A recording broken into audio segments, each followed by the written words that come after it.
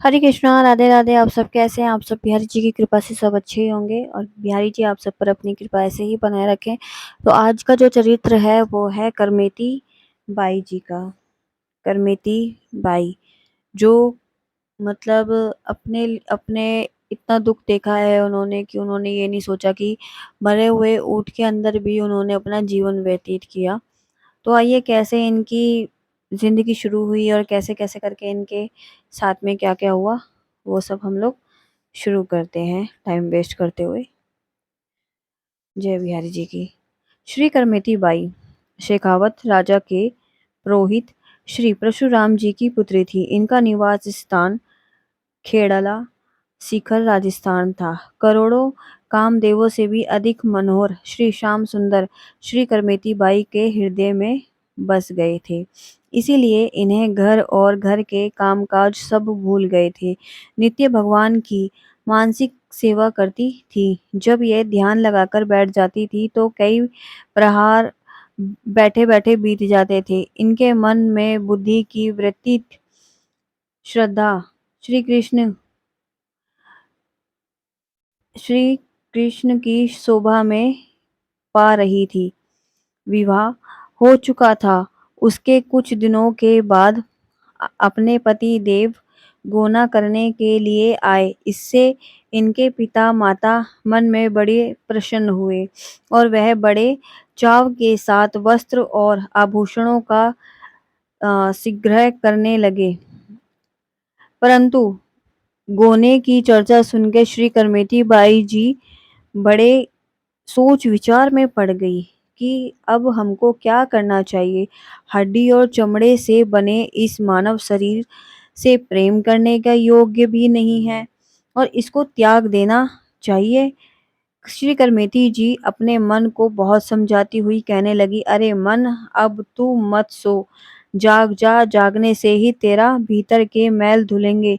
श्री श्याम सुंदर की प्रीति ही सच्ची और सुख देने वाली है। संसार में प्रीति मिथ्या और दुख देने वाली है। यदि ब्रजेंद्र श्री कृष्ण को प्राप्त करने की चाह है तो लोक लज्जा की आवश्यकता। इस प्रकार श्री करमेती जी ने मन में पति देव के साथ न जाने का निश्चय किया, क्योंकि वह पूर्ण पूर्ण रूप से श्री कृष्ण अनुराग के रंग में रंग चुकी थी। इनके साथ वही एक सुंदर श्याम सुंदर श्री कृष्ण ही थे और कोई ना था। श्री करमेती बाई जी की बुद्धि भक्ति रस से रसारस हो गई थी। वह सोने जाने सबके सोने का इंतजार कर रही थी। जैसे ही आधी रात हुई वह घर से बाहर निकलने लगी। सवेरा होते ही गांव घर वहां शोर मच गया कि करमेती बाई का पता नहीं चल रहा। पिता माता बड़ा भारी दुख हुआ। उन्हें जहां तक ढूंढा था पता लगने के अनेक उपाय किए। बहुत से लोग चारों ओर दौड़े। जब श्रीमती करमेती बाई जी ने देखा कि मुझे ढूंढने वाले घुड़सवार सवार लोग अब बिल्कुल समीप आ गए हैं, तब उन्होंने वहीं पर मरे पड़े हुए एक ऊंट के कंकाल में अपने शरीर को छिपा दिया।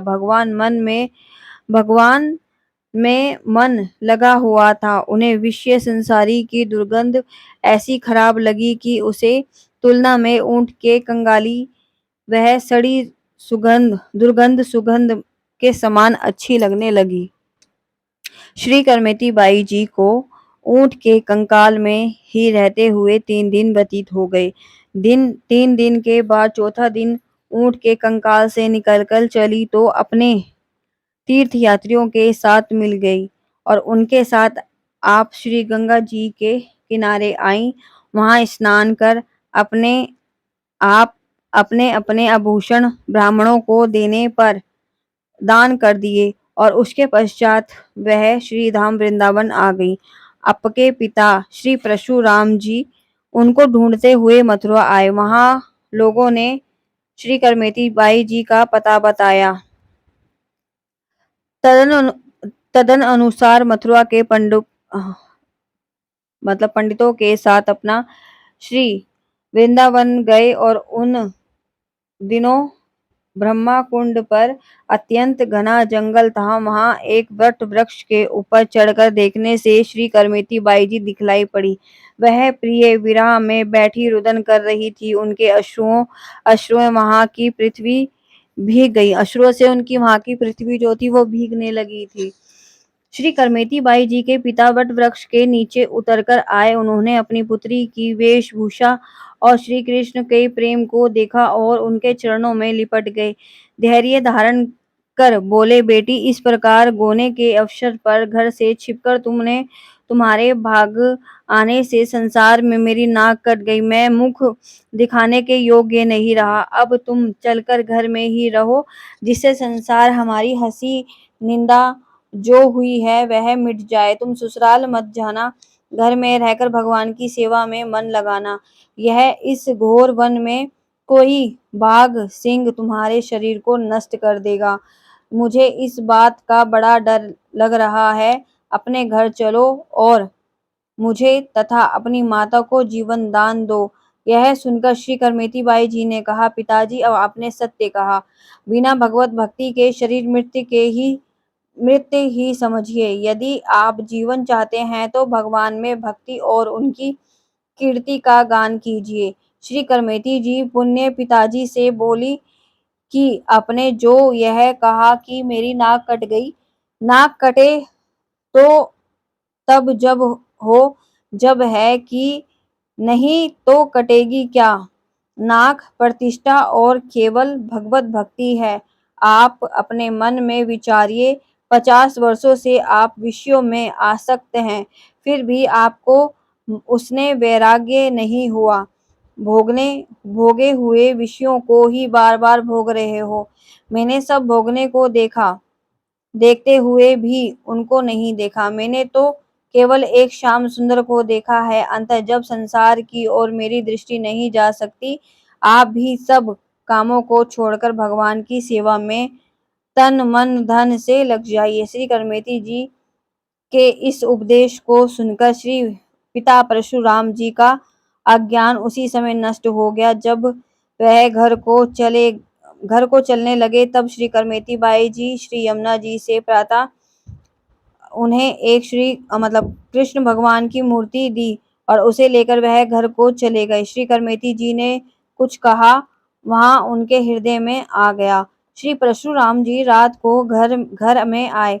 बड़े चाव के साथ उन्होंने घर में भगवत सेवा को पधराया और मन लगाकर सेवा करने लगे। तब उन्हें भगवत्सल ही अच्छे लगता था। भगवत भगवत तत्क्रिय ही अच्छा लगता था। कहीं आना जाना या लोगों से मिलना जुलना अच्छा नहीं लगता था। कुछ दिनों के बाद राजा को अपने पुरोहित परशुराम जी की याद आई। तब उन्होंने लोगों से पूछा, पंडित जी कहाँ हैं। यह सुनकर किसी ने राजा को बताया कि अब वह अपने घर से ही भगवत सेवा और संतों संतन सत्संग मगन में रहते हैं। ऐसा सुनकर राजा को श्री परशुराम जी के प्रति अत्यंत अनुराग हुआ।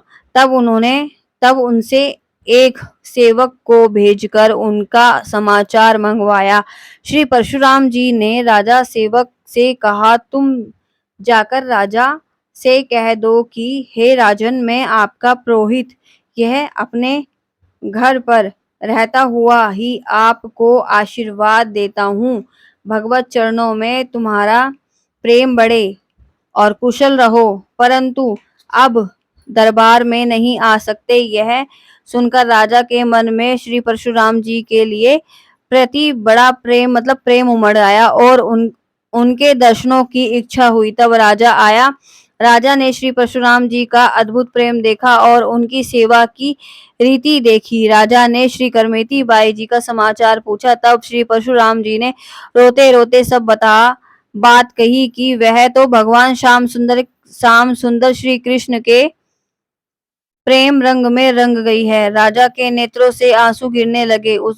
उसने कहा, मुझे श्री वृंदावन जाकर दर्शन करने की आज्ञा दीजिए। श्री परशुराम जी मना मना किया। तब राजा ने पुनः कहा, मुझे जाने दीजिए, मैं जाकर समझा बुझाकर यह ले आऊंगा तो मेरा बड़ा सौभाग्य होगा, दर्शन कर आऊंगा। मेरे मन में दर्शन की बड़ी भारी इच्छा हो रही है। ऐसा कहकर राजा वृंदावन को आया और उसने यह आकर देखा कि श्री करमेती बाई जी यमुना जी के तट पर खड़ी, उनके नेत्रों से आंसुओं की धारा बह रही है। उनका रूप कुछ ही प्रकार का हो गया। प्रेम के उमंग उमंग उबड़ उबड़ कर बाहर आ रहे हैं। जब राजा कहे तो क्या कहे। राजा ने प्रार्थना की, कुछ सेवा करने की आज्ञा दो। श्री करमेती बाई ने कहा, तुम्हारी किसी भी प्रकार की सेवा की आवश्यकता नहीं है।